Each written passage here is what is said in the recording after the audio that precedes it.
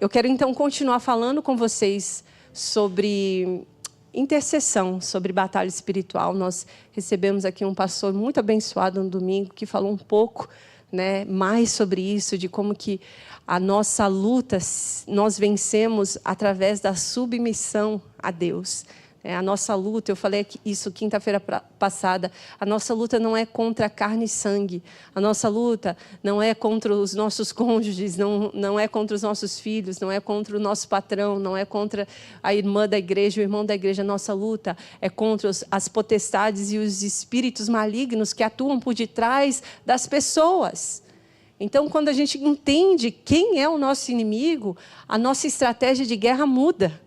A gente já não fica tão chateada, porque a gente sabe que aquilo é uma luta espiritual.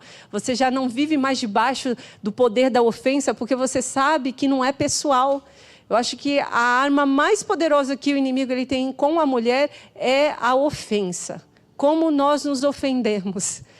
Tudo a gente leva para o pessoal, a gente acha que o problema somos nós. Mas o dia que você entender que a sua luta não é contra pessoas e aquilo que elas falam ou deixam de falar sobre você não faz diferença, a sua estratégia de guerra muda e você começa a andar por cima da ofensa. Aquilo que falam para você já não te afeta da mesma forma, porque você sabe que não é a pessoa, mas é o espírito que está agindo por detrás daquela pessoa. E aí a gente começa a entender que precisamos interceder por aqueles que se levantam contra nós. Porque talvez eles estejam abrindo brechas na vida deles e o inimigo está usando. Então nós exercemos a compaixão. Senhor, abra os olhos dessa pessoa. Dentro de casa, relacionamentos conjugais, a gente insiste em querer brigar na força da voz. Até o dia que eu entendi que o volume da minha voz não adianta nada, não faz efeito. O Fernando nem escuta. Não adianta a gente ficar gritando, a gente perde a nossa paz, a gente cria um clima ruim e as coisas não são resolvidas. Mas eu te desafio, vai dobrar o teu joelho, vai fazer um propósito, vai jejuar por aquilo que a sua voz não está funcionando. E eu tenho certeza que o Senhor ele vai começar a te mostrar coisas que você não estava enxergando. Os homens, eles resistem à nossa voz. Eu não estou falando de homens, simplesmente homens, mas o ser humano, ele pode resistir à nossa voz, mas não existe homem que resista à voz de Deus. E se você tiver Deus como teu aliado, então não existe nada que possa te deter. Então, nosso lugar é de joelhos, é aos pés do Senhor. A nossa luta, a nossa batalha é espiritual. Eu me lembro de um sonho que eu tive quando eu ainda era criança. Eu não me lembro se eu já conhecia Jesus ou não, porque faz muito tempo. Só que o sonho ele ficou marcado no meu coração. Não sei se vocês têm essas experiências. Existem alguns sonhos que ficam marcados para sempre. Eu me lembro que nesse sonho eu estava num navio. E não era um navio de passeio, um cruzeiro, nada disso. Era um navio que estava transportando escravos. Imagina, uma criança sonhando com uns negócios desses. E naquele navio, no porão daquele navio, existiam muitos escravos acorrentados. E nesse sonho, eu estava nesse navio e eu estava lá liberando aqueles escravos. Olha só que coisa fantástica. E eu quebrava as correntes daqueles escravos. Imagina, eu nem sabia o que aquilo significava, não tinha ideia daquilo que Deus faria na minha vida e através da minha vida. Uma criança, tudo que ela está preocupada é em brincar, não é? Era isso que acontecia. Então, de vez em quando, o Espírito Santo ele me lembra desse sonho e refresca a minha consciência, do motivo pelo qual eu estou aqui hoje. Ele nos tirou da escravidão do pecado. Ele nos libertou de correntes que nos amarravam e nos trouxe para o seu reino de luz. E conhecereis a verdade e a verdade vos libertará. Todas nós que estamos aqui, que conhecemos a palavra do Senhor, somos mulheres libertas. E essa é a maior vitória que eu e você podemos ter. Um dia nós éramos aqueles escravos no porão daquele navio, sendo levados para algum lugar. Mas a realidade, minhas irmãs, é que assim como aconteceu com o povo de Israel, quando eles foram libertos, né, do Egito, foram libertos de Faraó, Jesus, ele nos liberou, ele nos libertou para uma vida nova, um novo céu e a nova terra. Mas assim como o povo do Egito, antes deles chegarem na nova terra, na terra prometida que Deus tinha para eles, eles tiveram que atravessar o quê? O deserto. Então, por mais que Jesus, ele nos libertou há 2000 anos atrás naquela cruz do império das trevas, ainda estamos numa fase que eu gosto de chamar, que é o campo de batalha que nós temos hoje, que é o deserto. Até que Jesus volte, estabeleça o novo céu e a nova terra, nós estamos nesse campo de batalha. Nós estamos passando por esse deserto. E todos nós passamos por esse deserto, não tem como pular essa parte. E o que me faz, né, meditar sobre isso é que, mesmo que você não acredite em batalha espiritual, ela é real. E nós estamos vivendo isso todos os dias. Porque é uma batalha desde o dia que você aceitou Jesus como Senhor e Salvador da sua vida.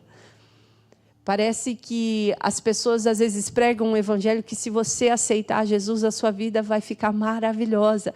Esse não é o verdadeiro evangelho. Porque a realidade, e talvez vocês vão concordar comigo, é que quando a gente decide entregar nossa vida para Jesus, parece que as coisas vão complicando ainda mais, não é? Não é que a gente se sente pior, porque as nossas emoções, obviamente, elas são curadas. Mas as circunstâncias, elas se levantam.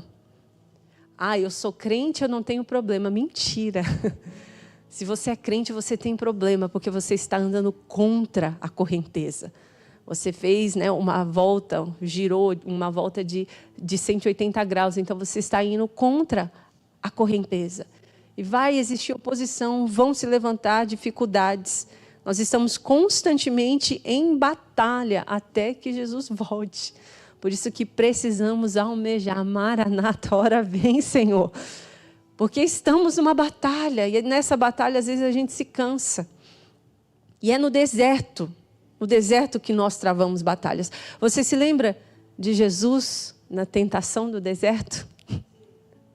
Jesus, ele foi batizado ali por João Batista, ele foi para onde? Para o deserto, ser tentado. É no deserto que as batalhas acontecem. O Deus Todo-Poderoso, ele destruiu os deuses do Egito, as forças malignas ali do Egito, mas no deserto o povo precisava vencer o próprio eu.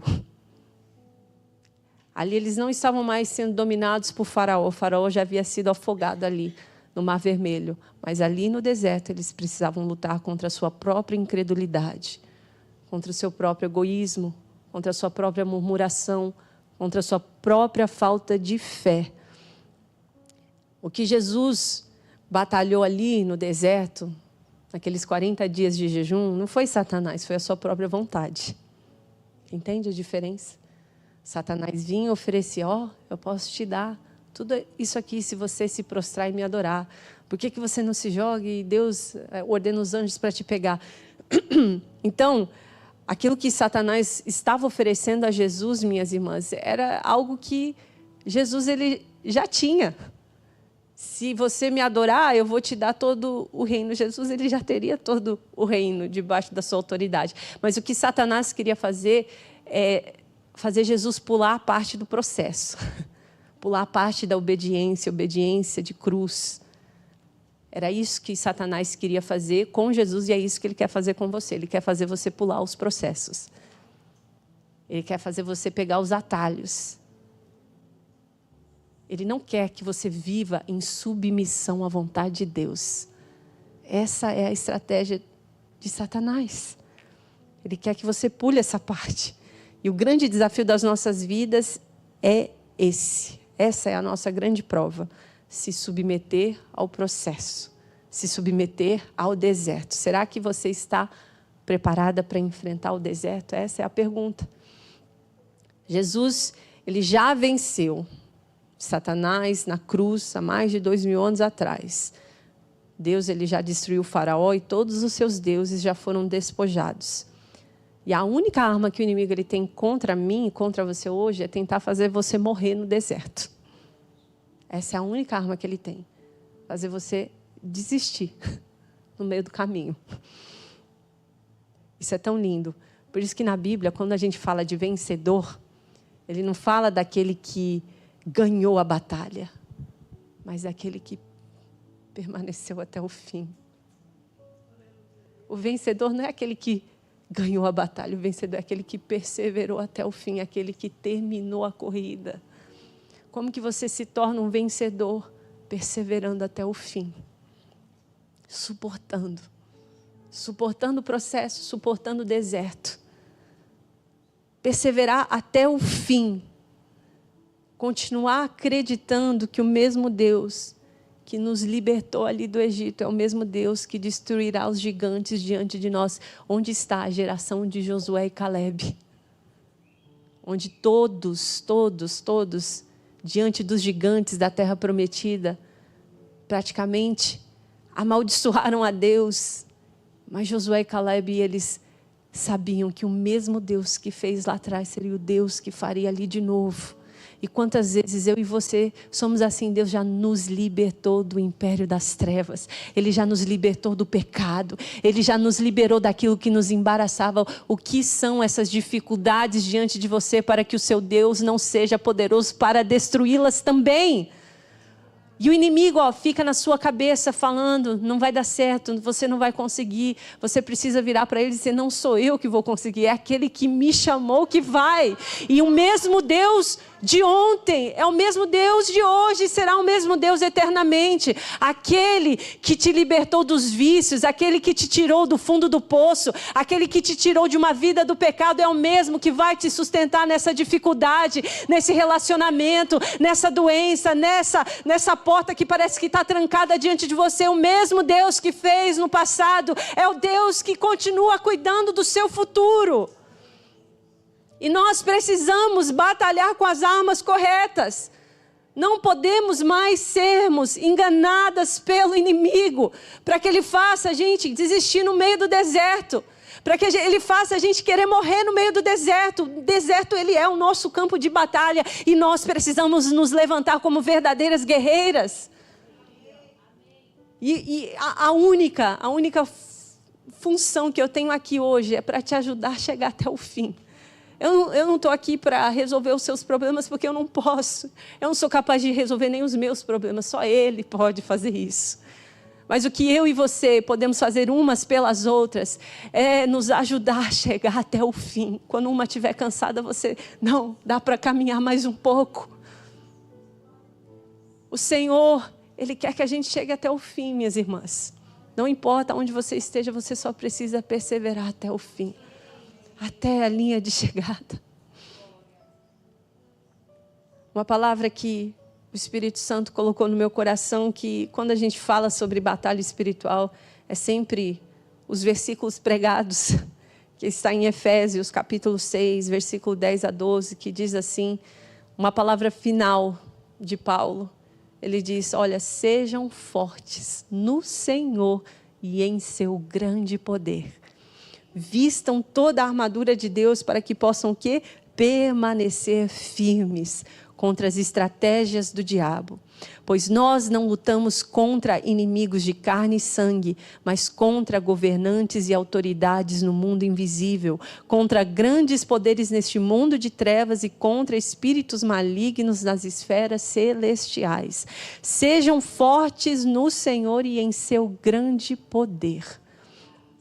Eu fiquei meditando essa frase de Paulo, tentando perguntar ao Espírito Santo porque é uma frase muito linda, mas se a gente não entende o que significa, só permanece uma frase muito linda e não muda, né? Na prática, no nosso dia a dia. O que significa ser forte no Senhor e em seu grande poder? E aí o Espírito Santo falou comigo, ser forte no poder de Deus e em seu grande, né, ser forte no Senhor e em seu grande poder é entender que a batalha não é nossa. A batalha não é sua. A batalha é do Senhor. E aí ele me levou a uma história tão incrível. Lá no segundo livro de Crônicas, se você quiser abrir a sua Bíblia, no capítulo 20, nós vamos ler agora do versículo 15 a 17, mas deixa a sua Bíblia aberta aí no capítulo 20, que nós vamos ler outros versículos depois. Mas eu quero começar lendo a partir do versículo 15, o segundo livro de Crônicas, capítulo 20, versículo 15. Todos acharam? Amém? Então você pode acompanhar aqui no telão. Olha só o que diz a palavra de Deus. Só para você ter um contexto do que está acontecendo. Aqui, o rei de Judá, Josafá, ele havia recebido uma notícia de que o povo de Moabe, de Amon, os moabitas e os amonitas, haviam se juntado para vir guerrear contra Judá. Ou seja, então ele recebeu que estava vindo um povo destruí-los. É isso que aconteceu. E olha só o que diz versículo 15.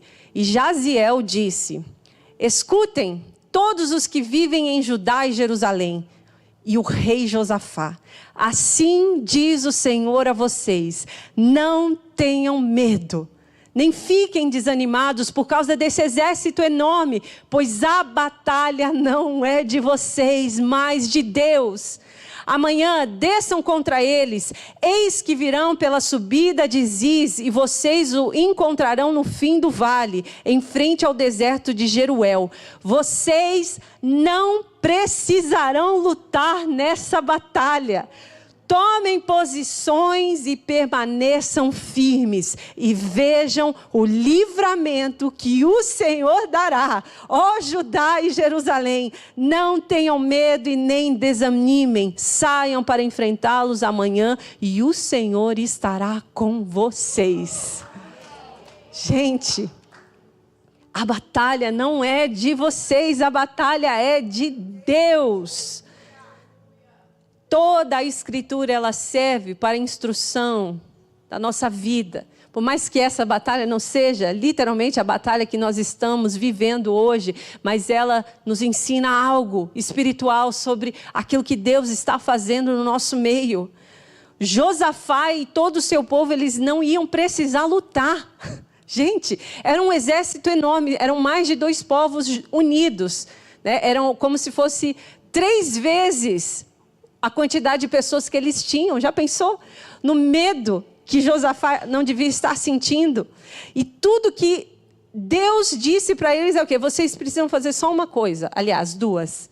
Se posicionar e permanecer firme. Apenas se posicione e permaneça firme, e você vai ver o livramento que Deus vai trazer sobre a sua vida.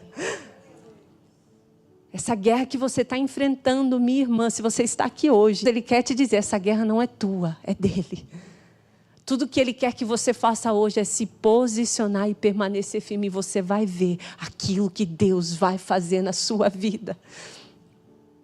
Se posicionar em quê, Carla? Foi o que o Espírito Santo me perguntou. E aí, alguns versículos antes, aí no capítulo 20 ainda, no versículo 3... logo depois que Josafá ele recebe essa notícia, diz assim: alarmado, Josafá decidiu consultar o Senhor e fez o quê? Proclamou um jejum. É incrível que quanto mais eu estudo sobre jejum na Bíblia, mais eu encontro que jejum está nos momentos cruciais da vida. Nos momentos mais importantes da vida de um povo, da vida de homem, está lá o jejum. Sempre que um grande livramento vai acontecer, existe um povo jejuando antes. Sempre que está para acontecer algo grandioso, você vê um povo jejuando antes. Jejuar, minhas irmãs, é uma arma indispensável nessa batalha. Se você continuar lendo aí, você vai ver que Jeziel foi um homem que se levantou no meio, né, do povo, depois que eles começaram a jejuar. E eu fiquei pensando, se não fosse o jejum, eles não teriam escutado de Deus através daquele homem, eles não teriam escutado essa mensagem maravilhosa. Olha, só se posicionem, fiquem firmes e vejam o livramento que eu vou trazer para vocês. Mas eles só escutaram essa resposta porque se posicionaram em jejum. Minhas irmãs, o jejum é essencial no meio de uma vida tão agitada, com tantas vozes, cada um falando uma coisa, e na guerra, a guerra é barulhenta, é muita gente falando, é muita coisa acontecendo. Se você não jejuar, se você não se consagrar para poder ouvir a voz de Deus, você não vai conseguir receber direcionamento da parte dele. Então, para que serve o jejum? O jejum não serve para você alcançar bênção material. Muitas vezes você vê pessoas fazendo jejum para alcançar uma bênção material, mas esse não é a intenção do jejum. O jejum não é uma moeda de troca para você comprar bênçãos de Deus. Jejum é uma forma de você se santificar para que você possa estar sensível ao direcionamento de Deus. Então o jejum não serve para você alcançar bênçãos. Às vezes acontece de você alcançar bênçãos porque você ouve a voz de Deus e faz aquilo que vai gerar bênção na sua vida. Mas não é necessariamente o jejum que faz isso. O jejum faz você ficar sensível à voz de Deus. E nós, em tempos de batalha, em tempos de guerra, precisamos estar atentas àquilo que Deus está falando, ao seu direcionamento, a uma palavra de confronto, a uma palavra de conforto. Às vezes a gente precisa ser confrontada, sim. Às vezes a gente precisa ser confortada. E somente quando nós estamos sensíveis à voz do Espírito Santo que podemos então ter essa comunicação com Deus. Para que serve o jejum, Carla? Para que Deus fale com você.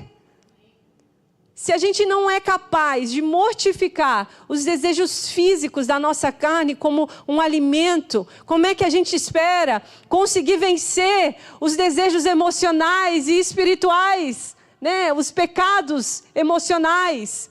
Então, isso é o primeiro passo que eu e você precisamos dar hoje em nome de Jesus. O que é se posicionar? Faça um jejum para que você possa começar a ouvir a voz de Deus. Você precisa ouvir a voz de Deus. Jejuar vai te levar para um lugar onde pode estar muita gente falando, mas você só escuta a voz daquele que importa. Aí o jejum te tira da confusão, da dúvida, da insegurança. Eu lembro que a primeira vez que eu ouvi falar sobre o jejum, um discipulador que foi uma bênção na minha vida, ele me disse algo que eu nunca mais esqueci. Ele falou assim: todas as vezes que eu jejuo, Deus fala comigo. Quando ele falou isso, eu fiquei, uau, eu quero que Deus fale comigo. Então, eu acho que eu vou começar a fazer esse negócio. Eu acho que eu tinha uns 17 anos, quando eu fiz o meu primeiro jejum. Estava velha já, né? 17 anos, podia ter começado antes. Mas foi a primeira vez que eu decidi, então, fazer um jejum. E pasmem vocês, eu comecei o meu primeiro jejum, Deus me respondeu no primeiro dia de propósito. E Ele vem respondendo desde então. Às vezes não é no primeiro dia mais, mas pelo menos naquela primeira vez, Deus Ele quis provar um ponto, tá vendo? Disse que eu falo, então eu falo. Eu me lembro que eu estava querendo mudar, eu estava no Brasil ainda, estava terminando o colegial, e eu queria saber o que Deus queria para a minha vida, e eu estava pensando em estudar na Europa, umas coisas assim que a gente pensa, nada a ver, né? E eu me lembro que no dia que eu comecei o propósito, acho que foi 7 dias de jejum, Deus Ele me respondeu no primeiro dia. Eu fiz a oração de início do jejum, não sei, eu não sabia como fazer direito, então acho que eu tenho que começar orando, né? Então vou começar orando aqui. Aí eu terminei a oração, meu telefone tocou, era a minha irmã falando: olha, eu conversei aqui com meu marido e a gente vai te levar para Miami daqui 15 dias. Foi basicamente isso. Então, a resposta veio no primeiro dia e eis aqui. Estou aqui desde então, depois de quase 20 anos. Deus, Ele responde. Deus, Ele responde. Às vezes a gente fica falando que Deus não fala conosco, mas a gente não se coloca numa posição para escutá-lo. Quantos testemunhos eu tenho sobre jejum na minha vida. Como que Deus Ele fala. Então, se você se sente perdida hoje, se você está desanimada, se você está confusa, se você precisa de uma direção, jejue, faça um propósito diante do Senhor. Seja paciente, espere Ele falar com você. Não desista, não morra nesse deserto, persevere, continue, porque Ele quer falar. Deus, Ele quer falar. A pergunta real é se nós queremos escutá-lo. Você já conversou com alguém que não está prestando atenção no que você está falando? É muito ruim isso, não é? Você está falando e a pessoa, você sabe que a pessoa não está ali. E eu fico pensando, por que Deus iria se interessar em falar com a gente se a gente não está interessado em ouvir o que Ele tem para falar? né? A gente senta ali no nosso momento de oração e a gente começa a pedir. Aí quando Deus vai começar a falar, a gente, tá bom, eu preciso ali fazer outro negócio, a gente já encerra a oração e vai embora. A gente não deixa Deus falar conosco, a gente não se prepara para falar com Deus. A gente não prepara a nossa, né, não mortifica a nossa carne para estarmos sensíveis à voz de Deus. A gente gosta de terceirizar essas coisas. Deixa eu ligar para a irmãzinha que faz o trabalho sujo, e aí ela fala o que Deus tem para mim. Fala, não, pare de terceirizar. Deus, Ele quer falar com você. E você vai ter que pagar o preço para isso. Vai ter que acordar de madrugada, vai ter que jejuar, vai ter que fazer propósito de oração, vai ter que ler a Bíblia. Mas vai valer a pena, minha irmã. Não tem coisa melhor do que ouvir a voz de Deus, do que você sentir no seu coração aquela convicção que Deus está falando comigo, diante de uma situação, de uma circunstância que você se sentia perdida, você saber, Deus está me movendo, Deus está trazendo uma paz que não faz sentido, mas eu sei que é Ele que está falando comigo. O jejum trouxe a resposta que Josafá precisava. Não tenha medo, Josafá. Essa batalha não é sua, essa batalha é minha. Você só tem que se posicionar e permanecer firme. Você vai ver o grande livramento que eu vou trazer sobre você e sobre o seu povo. Como faz bem receber palavras da parte de Deus. E se o jejum ele é a ferramenta, né, para a gente ter esse direcionamento de Deus diante das batalhas, existe uma segunda ferramenta de vitória nessa história. No versículo 18, a continuação aí do capítulo 20 do segundo livro de Crônicas, ele vai continuar dizendo, depois que Jeziel falou todas essas palavras, não desistam, não tenham medo, olha só o que aconteceu. Gente, isso é lindo demais. Versículo 18. E Josafá prostrou-se então com o rosto logo depois que ele ouviu a mensagem ali do profeta. Josafá prostrou-se com o rosto em terra e todo o povo de Judá e de Jerusalém prostrou-se em adoração diante do Senhor. Então os levitas, descendentes dos coatitas e dos coraitas, levantaram-se e louvaram ao Senhor, o Deus de Israel, em alta voz. De madrugada foram ao deserto. E quando estavam saindo, Josafá lhes disse, escutem-me, Judá e povo de Jerusalém, tenham fé no Senhor, o seu Deus, e vocês serão sustentados. Tenham fé nos profetas do Senhor e terão êxito. E depois de consultar o povo, Josafá nomeou alguns homens para que cantassem e louvassem ao Senhor pelo esplendor da sua santidade, indo à frente do exército com uma canção. Deem graças ao Senhor, pois o seu amor leal dura para sempre. E quando começaram a cantar e entoar louvores, o Senhor preparou emboscadas contra os homens de Amon e de Moabe, dos montes de Seir, que estavam invadindo Judá, e eles foram derrotados. Sabe como o povo venceu os seus inimigos?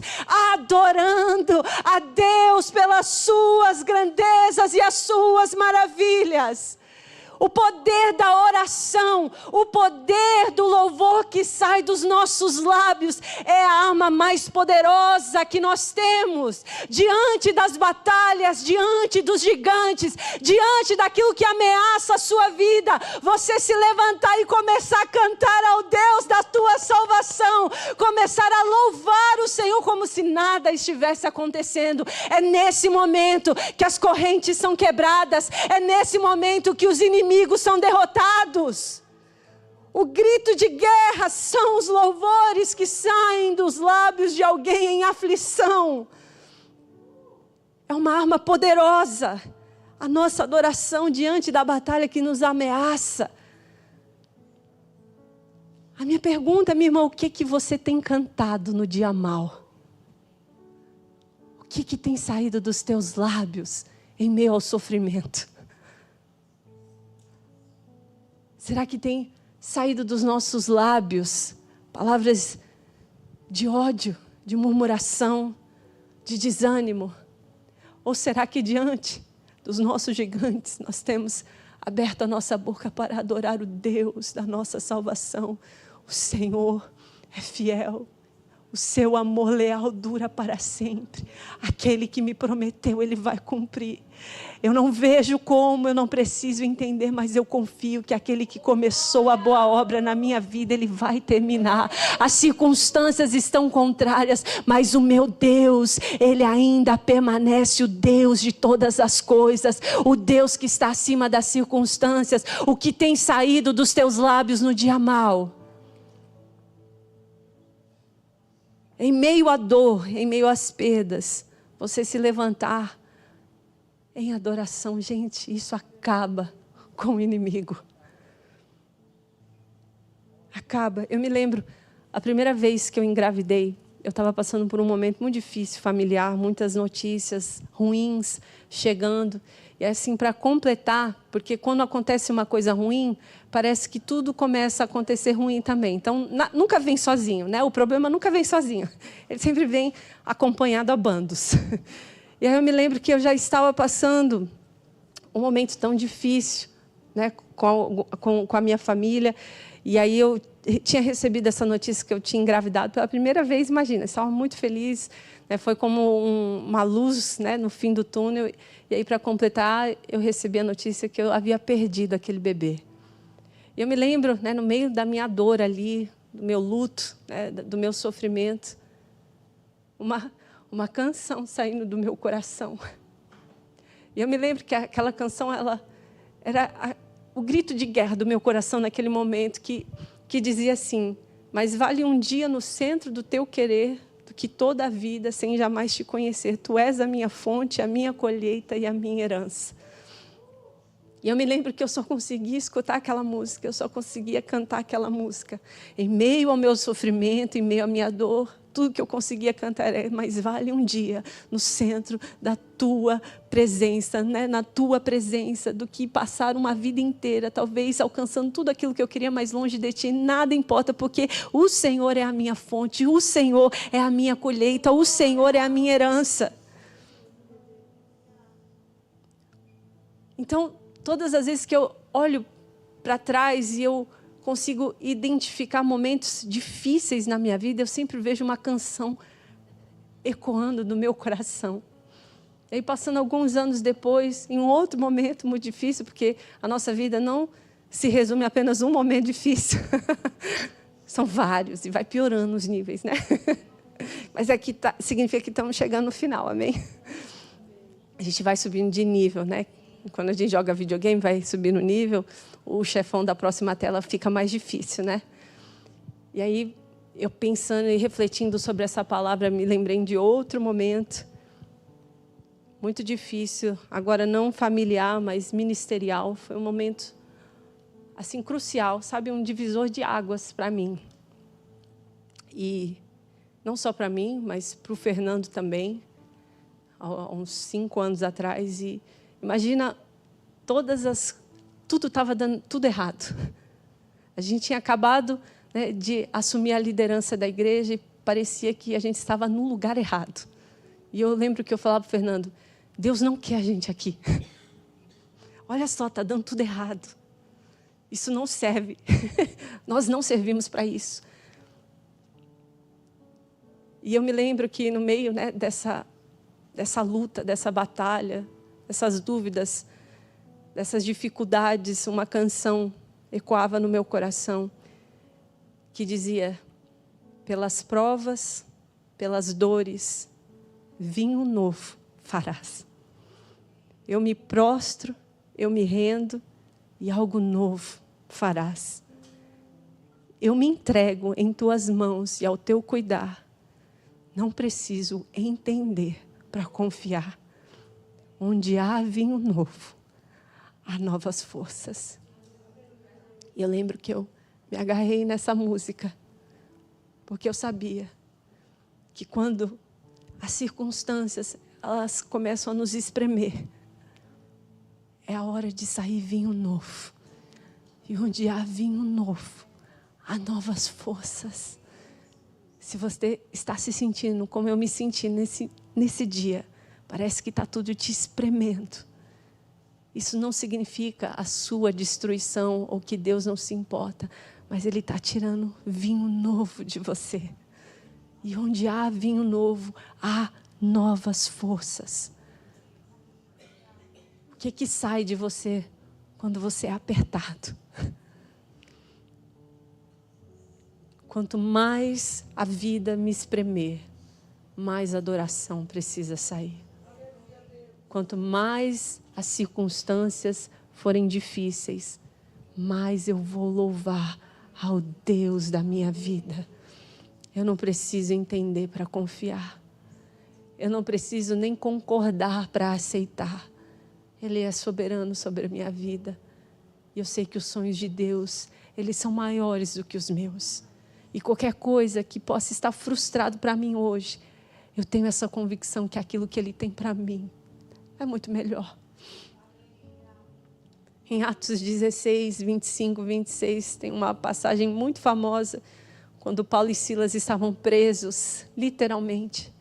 E diz que por volta da meia-noite, Paulo e Silas estavam orando e cantando hinos a Deus. E de repente, houve um terremoto tão violento que os alicerces da prisão foram abalados. Imediatamente, todas as portas se abriram. E as correntes se soltaram. Enquanto Paulo e Silas adoravam, cantavam, eles estavam presos, eles não sabiam se eles iriam ser soltos. Muito provavelmente, eles seriam levados para a execução daquela prisão. Mas mesmo diante da face da morte, eles estavam o quê? Reclamando, murmurando. Por que eu fui abraçar esse evangelho? Por que eu fui seguir esse cara? Não, eles estavam adorando com louvor. E o poder do louvor de Paulo e Silas causou um terremoto físico naquele lugar, onde as portas se abriram e as correntes caíram. Quando começaram a cantar e entoar louvores, o Senhor preparou emboscadas para os inimigos de Josafá. Se a Bíblia não está ensinando a nós que é através da arma, da adoração que nós vencemos as batalhas, eu não sei o que é. Não é ficando emburrada, não é ficando revoltada com Deus, não é ficando revoltada com as pessoas à sua volta. A sua luta não é contra carne e sangue. É como? É se levantando em adoração, mesmo diante dos seus gigantes, mesmo diante dos inimigos que se levantam contra você.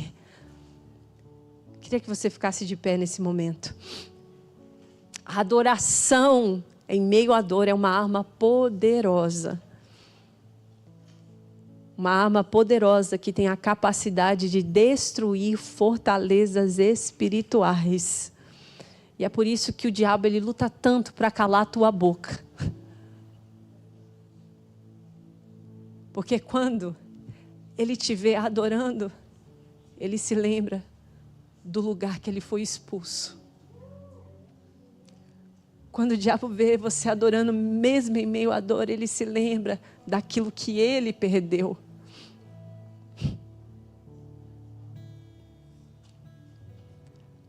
Eu quero te dizer,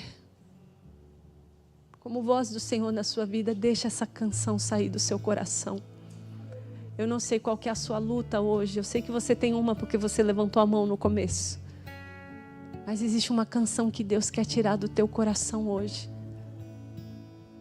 Para mim foi essa música, eu não sei qual música vai ser para você, talvez seja uma música que nunca foi cantada. Lembro que a Ju me contou uma vez um sonho que ela cantava uma música que não existia, não é? Ou que ela não sabia que existia. Ou existiu depois que ela sonhou. Existe uma canção nova que Deus ele quer tirar dos teus lábios.